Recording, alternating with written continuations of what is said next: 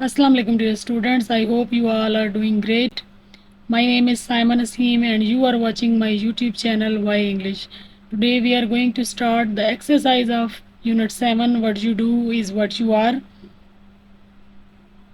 Without further ado, let's start the video.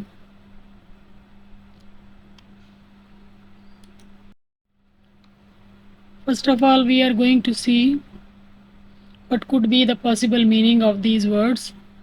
अगर हम ये वर्ड देखें एंथ्रोपोलॉजिस्ट, तो इसका मतलब है एक ऐसा इंसान जो इंसानों के बारे में, इंसानी नस्ल, उसके रसूम व रवाज का मुताला करता हो, यानी जो इंसानों के बारे में स्टडीज़ ह्यूमन रेस, जो इंसानियत का मुताला करता हो, तो उसको हम कहते हैं एंथ्रोपोलॉजिस्ट।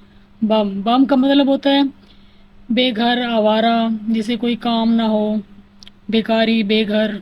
कास्ट इन ब्रॉन्ज, ब्रॉन्ज एक मेटल होती है, यानी किसी को कांसी में ढालना। ठीक है, लफ्ज़ी मतलब ये है कि यानी किसी की मूर्ति बनाना या किसी की कामयाबी या हैसियत की वजह से उसको इज़्ज़त देना, उसकी रिस्पेक्ट करना। यानी हम लोगों को we cast people in bronze, कि हम लोगों को बहुत ज़्यादा इज़्ज़त देते हैं। कॉशियस, इसका मतलब होता है मोहतात होना। डेफरेंस, इसका मतलब होता है पहले हमने पढ़ा तकरीम, इज़्ज़त। डिडली, वेरी लिटिल, ना होने के बराबर। ठीक है, सिफर या कुछ भी नहीं। डायनेस्टिक, डायनेस्टिक हम कहते हैं ख़ानदानी, नस्ल दर नस्ल। जैसे हुमायूं के बाद अकबर, तरतीब मेरी उल्टी हो सकती है, शाहजहां, अकबर, हुमायूं, औरंगज़ेब। ये एक डायनेस्टिक रूल था, यानी जिसमें नस्ल दर नस्ल एक ही ख़ानदान के लोग जो हैं वो रूल करते रहे। एंटरप्रेन्योर, इसका मतलब होता है कोई कारोबारी शख्सियत। नेक्स्ट हमने वर्ड पढ़ा था फॉन ओवर, इसका मतलब होता है किसी को सराहना, किसी की तारीफ़ करना। ठीक है, उसे तवज्जो देना। लिम्बो, हमने इसका मुहावरा जुमला ये पढ़ा था कि हम उसको बिल्कुल एक तरफ रख देते हैं। A situation in which you are not certain what to do next, can not take action, यानी एक ऐसी लिम्बो मीन, यानी गैर यकीनी सूरत हाल, यानी आपको समझ ना आए कि आप क्या करें और आपका फ़ैसला किसी और चीज़ पर डिपेंड करता हो। यानी आप फ़िलहाल किसी चीज़ को एक साइड पर रख देते हैं कि अभी इस पर मुझे समझ नहीं आ रही क्या करूँ, यानी गैर यकीनी सूरत हाल जिसमें आप अगला कदम ना उठा पाएँ। नॉन अर्नर्स, जो अर्न ना करते हो, कमाते ना हो। पेकुलियर, अजीब, it seems peculiar to me, यानी मुझे ये अजीब लगता है। प्रेस्टीज कहते हैं यानी आपकी इज़्ज़त, वकार। प्रिविलेज होता है आपका इस्तेहकाक, यानी कोई चीज़ जिसका मिलना आपका हक बनता हो, यानी कोई ऐसा फ़ायदा जो किसी ख़ास लोगों को हासिल हो, उस फ़ायदे को हम इस्तेहकाक कहते हैं, यानी आप इसको बेनिफिट समझ लें। अनकैटलॉग, जिसको तरतीब ना दिया गया हो। ठीक है, गैर मुरतब, गैर तरतीब शुदा निज़ाम। Next we have question answers. देखें, क्वेश्चन आंसर हमने चैप्टर पढ़ा था। Why does the author describe the way society defines people by their jobs as peculiar, writer को ये बात क्यों अजीब लगती है कि लोगों को हम उनकी जॉब से पहचानते हैं। तो ज़ाहिर है आपको भी पता है कि ये बात सही तो नहीं है, तो गलत बात है लोगों को उनकी जॉब्स के बिहाफ पे आइडेंटिफाई करना। The author describes the way society defines people by their jobs as peculiar, writer को ये बहुत ही अजीब लगता है कि लोगों को उनकी जॉब्स के ज़रिए डिफ़ाइन करना, because it is considered strange और अनयूजुअल, क्योंकि इसे समझा जाता है बहुत ही अजीब और गैर मामूली सा, specially in the way that is unpleasant and makes you worried, और ये बहुत ही एक नाखुशगवार तरीके से किसी को, यानी आप जो है वो कैटेगराइज कर देते हैं, यानी बड़े ओहदे तो ज़्यादा इज़्ज़त, छोटे ओहदे तो मानिए आपको उसकी वक़्त में कमी आ जाती है। This implies that the author find the social behaviour to be odd भी नजीब, राइटर को ये सोशल बिहेवियर, माशरे का ये बिहेवियर जो है बड़ा अजीब लगता है, एंड पोटेंशली प्रॉब्लमेटिक, और उसे काफ़ी हद तक ये जो है वो प्रॉब्लमेटिक लगता है, उसको इस चीज़ से मसला है। It suggest a critique of a system, critique यानी ये वो माशरे पे तनकीद करता है, of a system where a person's worth identity is primarily derived from their employment, कि इंसान की जो वर्थ है, वर्थ कहते हैं उसकी इज़्ज़त, ये देखें ये जो वर्ड वर्थ है, वर्थ का मतलब इज़्ज़त, कि इंसान की इज़्ज़त जो है वो उसकी एम्प्लॉयमेंट पे, उसकी नौकरी पर डिपेंड करती है, उसके स्टेटस पे, rather than their intrinsic qualities, बजाय कि उसके अंदर की किरदार की खूबियाँ और अदर कंट्रीब्यूशन या उसकी दीगर खिदमात हैं उनको छोड़कर हम सिर्फ नौकरी के ऊपर फोकस करते हैं कि फ़लाँ बंदे की वक़्त डिपेंड करती है जॉब पे, इसलिए राइटर को ये बात अजीब लगती है। Provide two examples the author uses to show how individuals are judged based on their employment, कौन से एग्जाम्पल्स दिए हैं, तो वो उसने एक दी थी जब आप कहते हैं कि महज, आप महज एक घरेलू खातून हैं। The author mentions just a housewife, just a janitor सिर्फ सफाई करने वाली सिर्फ एक हाउस वाइफ हैं।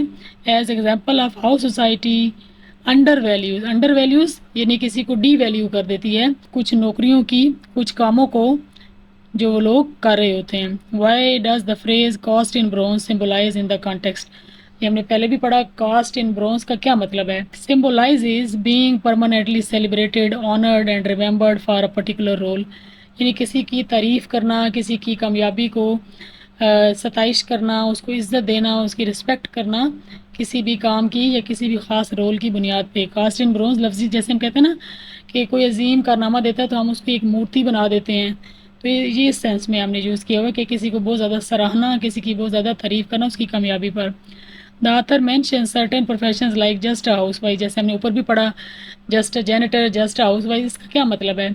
इसका यही मतलब है द क्रिटिक, इसके एक तो तनकीद है, behind the labels, the critic behind the labels, इन दोनों लेबल्स के पीछे बहुत ही शदीद किस्म की तनकीद है कि महज एक घरेलू खातून, सिर्फ एक सफाई वाला, सिर्फ और महज कोई भी इस्तेमाल कर लें, is that diminish the value and importance of these roles, इन रोल्स की तो अहमियत ही ख़त्म हो जाती है जब हम कह देते हैं कि महज एक घरेलू खातून, implying that they are less significant, इससे हमें पता चलता है कि इनकी कोई अहमियत नहीं है, प्रेस्टीज, इनकी कोई इज़्ज़त या शोहरत, इज़्ज़त या कोई वकार नहीं है दूसरे प्रोफेशंस की निस्बत। The author is trying to make the point that society unfairly defines people by their jobs, माशरा बहुत ही गलत तरीके से लोगों को उनकी नौकरियों की बिहाफ पे जानता है। There is no need to repeat time and again, हमें पता है कि इस चैप्टर में हमने क्या पढ़ा है। आप इसका स्क्रीनशॉट ले सकते हैं क्योंकि मैंने बड़ी मेहनत से ये क्वेश्चंस बनाए हैं। In what way does the author suggest the children should be taught, बच्चों को हमें क्या सिखाना चाहिए? They should be taught to understand respect of job roles in the society, कि उनको हमें जॉब रोल की अहमियत के बारे में तो बताना चाहिए। It primarily critics how society currently views and labels the different profession, और साथ में ये भी बताना चाहिए कि किस तरह गलत तरीके से हमारी जो सोसाइटी है वो डिफरेंट प्रोफेशंस को, डिफरेंट जॉब्स को जो है वो बहुत ज़्यादा सराहती है, यानी बड़ों ओहदों की इज़्ज़त ज़्यादा होती है। हमें अपने बच्चों को ये चीज़ सिखानी है कि हमें लोगों को इज़्ज़त देनी है उनकी इंट्रिंसिक क्वालिटीज़ की वजह से, not only because of their jobs. उन कैसी टोन है राइटर की। द टेक्स्ट डजेंट मेंशन मैकवाइटर the author's tone based on the critic of social judgment of the jobs, कि वो क्रिटिक तनकीद करता है उन पे जो लोग जॉब्स के ब्याफ पे लोगों को करते हैं। Appears to be critical and questioning, जो कि बहुत ही जो है वो क्रिटिकल भी है और एक क्वेश्चनिंग यानी सवाल तलब करता है। Phrases the establish the tone include why does the author state that no one in is ever described as just vice. इस लेसन में राइटर ने जो लाइन लिखी है कि why we can't say just a vice president, कि हम just a vice president तो नहीं कहते जबकि हम बड़े मज़े से कह देते हैं just a house wife. His tone is sarcastic and there is a stare in the lesson about the behavior of the people.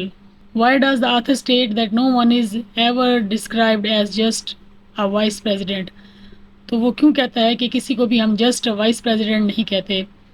What does this reveal about society value certain jobs, इससे हमें क्या पता चलता है कि हमारी society कुछ नौकरियों को बड़ी वैल्यू देती है।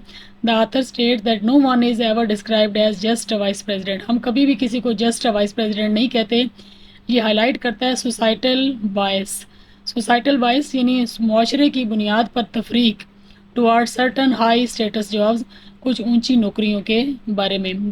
This reveals that society values jobs based on perceived power, prestige and financial remuneration, assigning greater importance and respect to roles like vice president, कि हमारा माशरा जो है कुछ जॉब्स को पावर भी देता है, इज़्ज़त भी देता है, मुआशी तौर पे खुशहाली उनसे मुंसलिक होती है और हम उन्हें बहुत ही ग्रेट इंपॉर्टेंस, ज़्यादा अहमियत भी देते हैं, जैसा कि कौन सा रोल है वाइस प्रेसिडेंट का।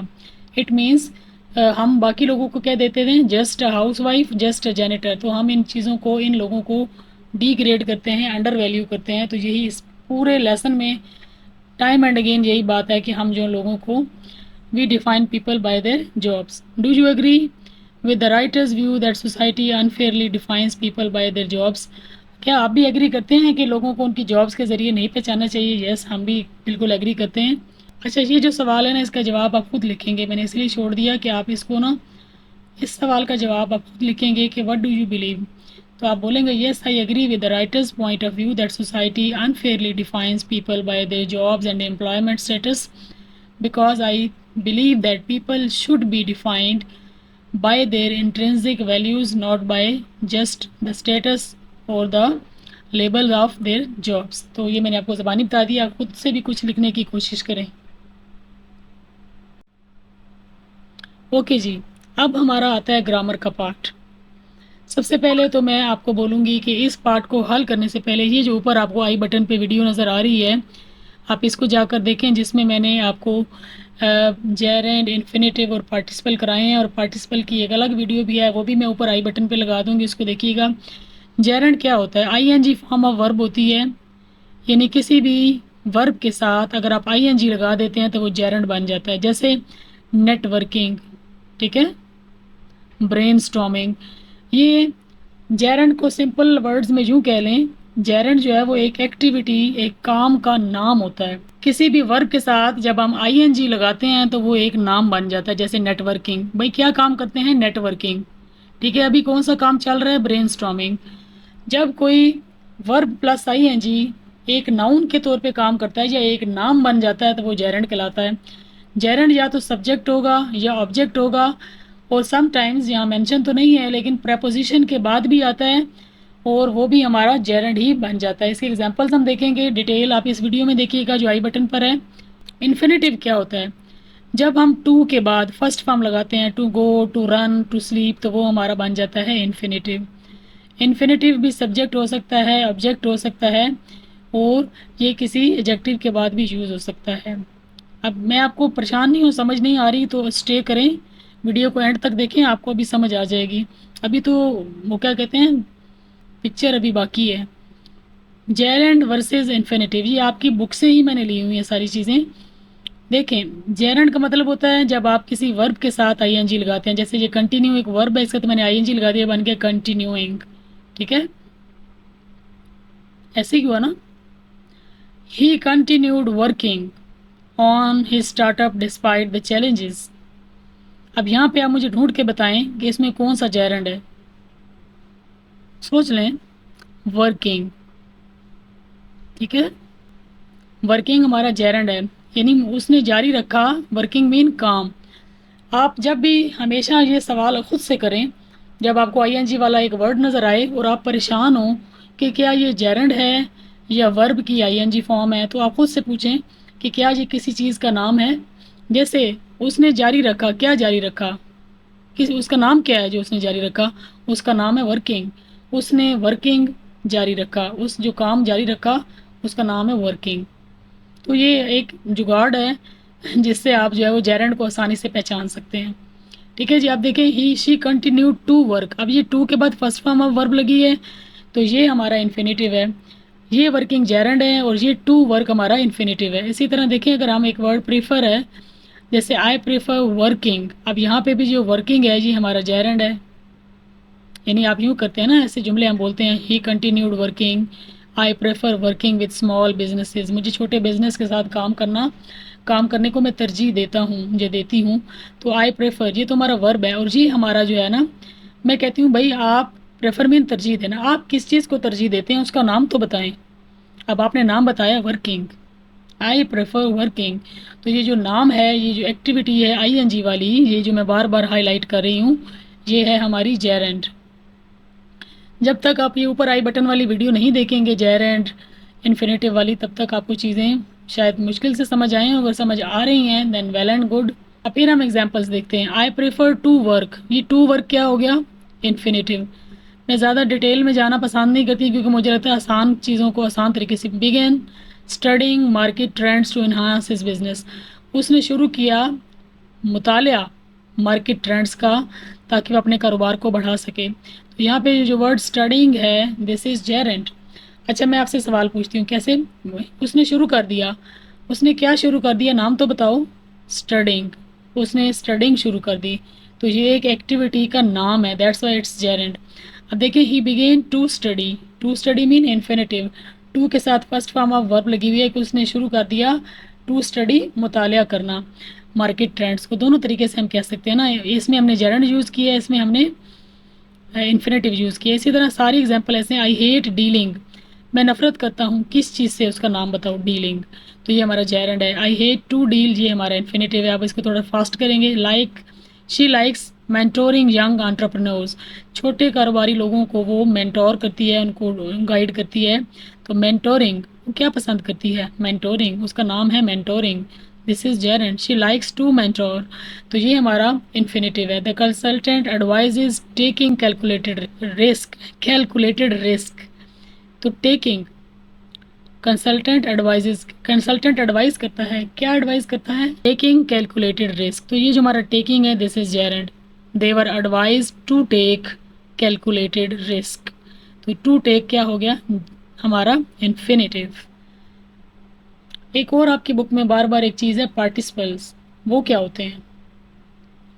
देखिए यहाँ वो आई बटन पे, इसी वीडियो के अंदर आई बटन पे आपको मिलेंगे ये जेरेंड इन्फिनेटिव भी और पार्टिसिपल्स भी। अगर आप समझना चाहते हैं और चाहते हैं कि फर्स्ट ईयर में ग्रामर में ऑब्जेक्टिव पेपर में 19/19 या 20/20 मार्क्स लें, तो आपको ग्रामर को समझना होगा, क्योंकि ग्रामर जो है वो रट्टे पे नहीं होगी कभी भी। जब तक कॉन्सेप्ट क्लियर नहीं होगा कभी भी आप MCQs अटैम्प्ट नहीं कर पाएंगे।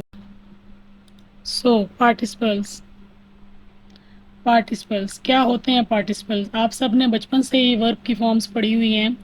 जैसे हम पढ़ते थे गो, वेंट, गॉन, इसी तरह damage, damage, damage, annoy, annoyed, annoyed, amuse, amused, amused. ये जो हमारी थर्ड फॉर्म ऑफ वर्ब है ये कहलाती है हमारी पास्ट पार्टिसिपल। क्या कहलाती है, पास्ट पार्टिसिपल। ये जो हमारी ING वाली फॉर्म है ये हमारी कहलाती है प्रेजेंट पार्टिसिपल। आपने कहीं ना कहीं सुना होगा कि practice makes a man perfect. जब तक आप ग्रामर की प्रैक्टिस नहीं करेंगे बेटा तो कभी भी MCQs में मार्क्स नहीं आएंगे। अगर आपके MCQs के मार्क्स कट गए तो फिर समझ लें कि 100 में से 20 तो पहले ही चले गए, बाकी 80 में से फिर आप क्या कर लेंगे। जब ग्रामर नहीं आती तो आप रिटर्न में भी मिस्टेक करेंगे। तो ये जो हमारे आपको ये जो नज़र आ रहे हैं ये वाले और ये वाले, ये दोनों कहलाते हैं पास्ट पार्टिसिपल और प्रेजेंट पार्टिसिपल, और ये काम करते हैं एडजेक्टिव का। जैसे मैं बोलूँ the damaged building, the damaged building का मतलब है कि जो डैमेज्ड बिल्डिंग है, बिल्डिंग के बारे में एक लफ्ज़ बता रहा है डैमेज्ड, तो ये हमारा पास्ट पार्टिसिपल क्या काम कर रहा है, एडजेक्टिव का काम कर रहा है। आपकी बुक में time and again her chapter के अंदर पार्टिसिपल्स दिए हुए हैं। जब तक कॉन्सेप्ट क्लियर नहीं होंगे तो आप उनको नहीं कर पाएंगे। चले आए देखते हैं एग्जाम्पल यहाँ पे। अच्छा, ये जो आई बटन पे वीडियो लगी हुई है इसको देख लीजिएगा, उसके बाद आप मुझे कमेंट में लिख के बताइएगा कि आपको पार्टिसिपल की समझ आई है या नहीं आई। उस वीडियो को देखने के बाद आप ये ग्रामर की एक्टिविटी कीजिएगा, ये मेरी एडवाइस है। देखिए जी, the growing startup attracted investors, the growing startup, यहाँ जो वर्ड ग्रोइंग है, जैसे यहाँ पर ये वर्ड है ING वाले, द ग्रोइंग स्टार्टअप यानी ग्रो करता हुआ स्टार्टअप, नया बिजनेस, ये जो बढ़ता हुआ नया बिजनेस है। ये जो वर्ड यहाँ ग्रोइंग है ये है हमारा प्रेजेंट पार्टिसिपल, लेकिन एडजेक्टिव का काम कर रहा है। एडजेक्टिव है, ये एडजेक्टिव है क्योंकि ये स्टार्टअप के बारे में बता रहे हैं। देखना, डिस्क्राइब द स्टार्टअप, स्टार्टअप कैसा है, ग्रोइंग। जो भी चीज़ किसी नाउन के बारे में बताती है वो हमारी एडजेक्टिव होती है, तो ये एडजेक्टिव है। ये प्रेजेंट पार्टिसिपल है। She is presenting her business plan, वो अपना बिजनेस प्लान प्रेजेंट कर रही है। यहाँ पे जो ING है क्या ये भी पार्टिसिपल है। यहाँ पे जो प्रेजेंटिंग है क्या ये एडजेक्टिव के तौर पे काम कर रहा है, जी नहीं, ये तो टेंस है। जैसे she is working, she is taking a bath, she is presenting, यहाँ पे ING एज अ वर्ब के तौर पे यूज़ हुआ है। यहाँ पे एडजेक्टिव है और यहाँ पे ING वर्ब है। यही डिफरेंस है कि बच्चों को कॉन्सेप्ट क्लियर नहीं होते तो वो एक्सरसाइज की तरफ चले जाते हैं। अगर आपने वो वीडियो देखी है तो आपको, आप मेरे बोलने से पहले बता देंगे कि यस टीचर ये हमारा पार्टिसिपल है। जब ये पार्टिसिपल किसी और लफ्ज़ के साथ लग जाए तो ये हमारा बन जाता है पार्टिसिपल फ्रेज। जैसे पिचिंग पार्टिसिपल है, इसके साथ अगर हम ये इसका मॉडिफायर लगा दें पिचिंग टू द इन्वेस्टर तो ये बन जाता है पार्टिसिपल फ्रेज। फ्रेज आपको पता है ग्रुप ऑफ वर्ड को कहते हैं। अगर आपने मेरे चैनल पे ग्रामर की पिछली वीडियो देखी है तो आधे कॉन्सेप्ट तो आपके पहले ही क्लियर हैं। अच्छा जी, पास्ट पार्टिसिपल ये वाला, ये भी हमारा एडजेक्टिव का काम करता है। जैसे मैं बोलूँ द लॉन्च्ड प्रोडक्ट, पहले से लॉन्च की हुई प्रोडक्ट, तो ये जो वर्ड लॉन्च्ड है ये भी एडजेक्टिव है। क्योंकि ये किसके बारे में बता रहे हैं, प्रोडक्ट के बारे में। तो ये हमारा क्या है, एडजेक्टिव। अब देखें, she has secured funding for her startup. अब यहाँ पे जो वर्ड सिक्योर्ड है, शी हैज़ सिक्योर्ड, क्या ये भी एडजेक्टिव है? नहीं, ये है हमारी थर्ड फॉर्म ऑफ वर्ब, जो कि प्रेजेंट परफेक्ट टेंस में यूज़ होती है। यहाँ पे ये वर्ब का काम कर रही है, या तो ये होगा एडजेक्टिव या होगा वर्ब। ये जो वर्ड आपको नज़र आ रहे हैं ना, ये वर्ब तो हैं, आपको पता है कि जैसे डैमेज डैमेज डैमेज, ये वर्ब तो हैं, लेकिन ये एडजेक्टिव का काम भी करते हैं। आपने ढूंढना है, आपको पता होना चाहिए कि कहाँ पर ये वर्ब का काम कर रहे हैं और कहाँ पर ये एडजेक्टिव का काम कर रहे हैं। और अगर ये किसी लफ्ज़ के साथ जुड़ जाएं तो उसके साथ, यानी ये हमारे पार्टिसिपल के आगे उसका मॉडिफायर हो, तो ये बन जाते हैं पार्टिसिपल फ्रेजेस। देखें जी, a participle phrase is a group of words that includes a participle and a modifier. ठीक है, पार्टिसिपल के साथ उसका मॉडिफायर लगा होता है, और ये भी क्या काम करते हैं, एडजेक्टिव का काम करते हैं सेंटेंस के अंदर। चलिए हम देख लेते हैं पार्टिसिपल फ्रेज क्या है। Encouraged by the feedback, encouraged by the feedback, क्या मुझे ये बताएं, ये जो इनकरेज्ड बाय द फीडबैक है, ये इनकरेज्ड क्या है? ये हमारा पास्ट पार्टिसिपल है, लेकिन एडजेक्टिव का काम कर रहा है। तो ये हमारा, ये जो इनकरेज्ड बाय द फीडबैक, ये हमारा यहाँ से लेकर यहाँ तक ये हमारा पार्टिसिपल फ्रेज़ है, लेकिन पास्ट पार्टिसिपल फ्रेज़ है। इसी तरह अगर आईएनजी वाले जो होंगे, जैसे एक्सपेंडिंग रैपिडली, तेज़ी से ग्रो करती हुई कंपनी ने गेन सिग्निफिकेंट मार्केट शेयर, उसने मार्केट शेयर हासिल कर लिए। तो एक्सपेंडिंग रैपिडली, यहाँ पे चूँकि ये प्रेजेंट पार्टिसिपल है, तो ये हमारा है प्रेजेंट पार्टिसिपल फ्रेज़। फ्रेज़ क्यों है? क्योंकि इसके आगे इसका मॉडिफायर लगा हुआ है। पास्ट पार्टिसिपल, जैसे यहाँ पे ये इनकरेज्ड, ये पास्ट पार्टिसिपल है, मोटिवेटेड भी पास्ट पार्टिसिपल है, तो मोटिवेटेड बाय देयर सक्सेस, तो ये भी हमारा पास्ट पार्टिसिपल फ्रेज है। अच्छा, आप ये बताएं, ये जो वो लाइन लिखी हुई है, the entrepreneur was determined to succeed so he work tirelessly. जो एंटरप्रेन्योर है वो बहुत पुरअज़्म था कामयाब होने के लिए, उसने दिन रात मेहनत की। The product was developed after extensive research, बहुत ही शदीद या बहुत ही ज़्यादा रिसर्च के बाद ये प्रोडक्ट बनाई गई। एंड इट गेंड पॉपुलैरिटी, उसने पॉपुलैरिटी हासिल कर ली। ये आपकी बुक के अंदर दिया हुआ है, इनके अंदर आप कोई सा पार्टिसिपल फ्रेज लगाएं, सोचें क्या लगा सकते हैं। हम यूँ कह सकते हैं, by working tirelessly the entrepreneur was determined to succeed by working tirelessly. तो यहाँ हमने प्रेजेंट पार्टिसिपल फ्रेज यूज़ कर लिया। द प्रोडक्ट वाज डेवलप्ड, हम या आप यूँ भी कह सकते हैं, by developing the product after extensive research. तो यहाँ पे हम प्रेजेंट पार्टिसिपल को यूज़ कर लेंगे। तो ये कहने का मतलब ये है कि जब तक आप ऊपर वाली वीडियो नहीं देखेंगे, चीज़ें क्लियर नहीं होंगी। अब देखिए, ये आपकी पेज 95 आपकी बुक में है, identify the verb form as participles and label them accordingly. यानी आप पहले बताएं कि इसके अंदर क्या जेरेंड कौन से हैं, इन्फिनेटिव कौन से हैं, प्रेजेंट पार्टिसिपल कौन से हैं, इन्फिनेटिव फ्रेज कौन सा है, और पास्ट पार्टिसिपल हैं या नहीं है। चलिए हम ढूंढ लेते हैं। Judging the people by their jobs, ये तो हमारा हो गया जेरेंट। कौन सा काम?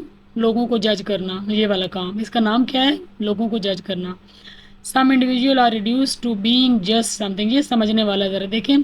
मैंने कहा था प्रेपोजिशन के बाद भी हमारा जो है वो जेरेंड आते हैं। देखिए, ये प्रेपोजिशन है, इसके बाद बीइंग जो है ये जेरेंड है। टू बीइंग जस्ट समथिंग, ये भी हमारा जेरेंड फ्रेज है, यानी इस पूरे फ्रेज को हम कहेंगे जेरेंड फ्रेज। टू असाइन, ये हमारा इन्फिनेटिव है, टू के साथ फर्स्ट फॉर्म हुआ भी इन्फिनेटिव है। The author criticise the unthinking use of the word just, ये जो वर्ड अनथिंकिंग है ये हमारा एडजेक्टिव है, लेकिन present participle as a adjective use हुआ है। अच्छा जी, अब आपको पेपर में सवाल है, ये आपकी बुक में दिया हुआ है कि जज, डिफाइन और रिस्पेक्ट से जेरेंड भी बनाएं, इन्फिनेटिव भी बनाएं और पार्टिसिपल भी बनाएं। ये तो बड़ा मुश्किल हो गया। देखें जी, पहले बनाते हैं gerund.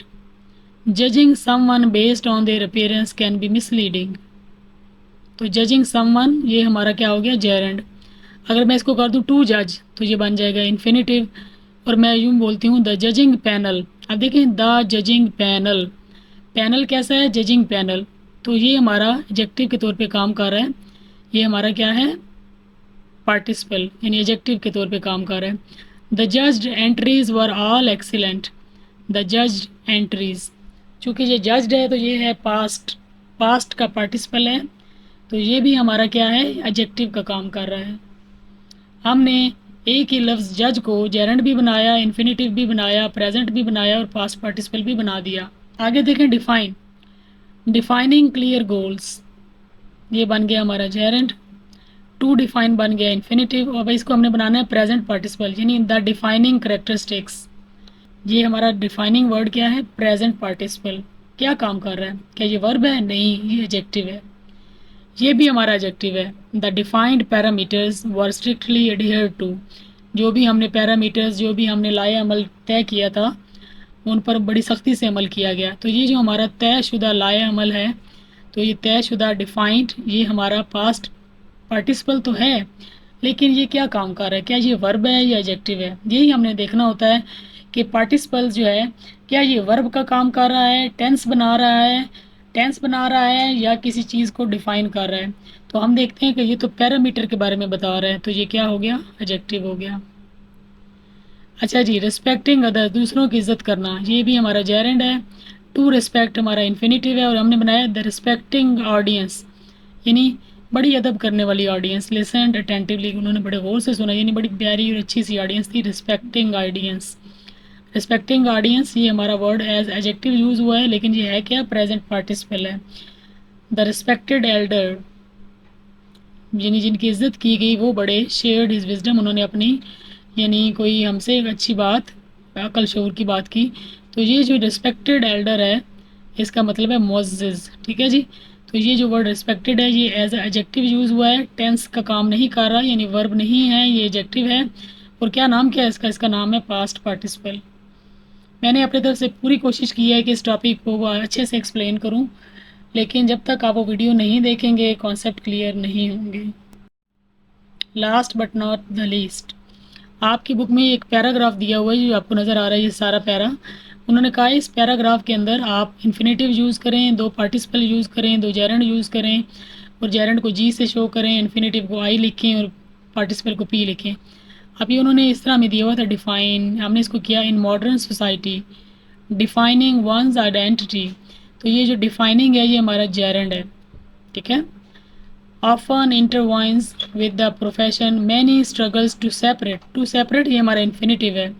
There self worth from their job titles, the prevailing notion, अब देखें नोशन के बारे में बता रहे हैं, प्रिवेलिंग नोशन, तो ये हमारा क्या है, प्रेजेंट पार्टिसिपल, काम क्या कर रहा है, एडजेक्टिव का। That work defines values and can deeply ingrained, it is crucial to foster क्या हो गया, infinitive. A mind set where being मैंने पहले भी बताया, पीछे भी जेरेंड है। अब good person is more important than the prestigious career. Ultimately, an individual's worth is not solely determined by the employment history. Determined, यहाँ पे हमारा ये लगा तो पास्ट पार्टिसिपल है, लेकिन ये क्या काम कर रहा है, वर्ब का काम कर रहा है, यानी पार्टिसिपल है बट वर्किंग एज वर्ब, ठीक है जी। Is not solely determined by the employment history, तो ये हमारा पास्ट पार्टिसिपल है, ठीक है जी। तो मैंने आपकी बुक पूरी पढ़ी है, हर जगह कहीं ना कहीं कंपाउंड, सिंपल, कम्प्लेक्स सेंटेंसेस, फिर पार्टिसिपल्स हैं, जेरेंड हैं, इन्फिनेटिव हैं, पार्ट्स ऑफ स्पीच हैं, पंक्चुएशन भी आगे आएगी, डायरेक्ट इनडायरेक्ट भी आएंगे। मैंने एक प्ले लिस्ट बना दी है जो आपको डिस्क्रिप्शन में मिल जाएगी। डिस्क्रिप्शन कहते हैं वीडियो के नीचे जो लिखा होता है ना कि इन दिस वीडियो हम ये पढ़ेंगे, उसके अंदर आपको ना एक लिस्ट मिलेगी, प्ले लिस्ट, जिसके ऊपर लिखा होगा new book first year, new book English जो है ना, न्यू फर्स्ट ईयर 2025 लिखा होगा, उसको देख लीजिएगा, उसमें तकरीबन तमाम ग्रामर की चीज़ें हैं। आप देखें जी, हम इसके अंदर जेरेंड लगाते हैं। Society often resist assigning new roles, ये हमारा असाइन दिया हुआ था, हमने इसको असाइनिंग बना के क्या कर दिया, जेरेंड बना दिया। Ranking, the idea of ranking people, ranking यहाँ पे भी हमारा क्या है, ये जेरेंड है। टू क्वेश्चन, ये हमारा इन्फिनेटिव है, यहाँ पे हमने उन्होंने कहा था इस वर्ड को इन्फिनेटिव बनाए, हमने ये इन्फिनेटिव बना दिया। अच्छा जी, लिमिट को उन्होंने कहा है कि इसको जो है ना पार्टिसिपल भी बनाएं, ठीक है, तो हमने बना दिया लिमिटेड बाय द जॉब्स, ठीक है जी, हमारा पार्टिसिपल फ्रेज भी है और पार्टिसिपल है, ठीक है जी। शी कंटिन्यू टू असर्ट, इस वर्ड को हमने टू लगा के क्या बना दिया, इन्फिनेटिव। आपको इसी तरह पेपर में चीज़ें आएंगी इन जुमलों के अंदर जेरेंड लगाएं, इन्फिनेटिव लगाएं और पार्टिसिपल लगाएं। सोचें, अगर आपको पेपर अनसीन आता है, खुद से कोई सवाल आते हैं जो आपने पहले नहीं किए हुए और आपने वहाँ पे जेरेंड लगाने हैं, जब तक कॉन्सेप्ट क्लियर नहीं होंगे तो काम नहीं चलेगा। So focus on grammar. आज के लिए इतना ही। कंप्लीट एक्सरसाइज मैंने करवा दी है, आई बटन पर लगी वीडियो को ज़रूर देखें, दोस्तों के साथ शेयर करें, बताएं कि फ़र्स्ट ईयर की कंप्लीट बुक आपको इस चैनल पर मिल जाएगी। Thank you so much for watching. जाने से पहले वीडियो को लाइक करें और कमेंट में लिखें कि आपने पार्टिसिपल्स वाली और जेरंड वाली वीडियो देखी या नहीं, और साथ में अपना सिटी ज़रूर मेंशन करें कि आप कहाँ से हमें देख रहे हैं।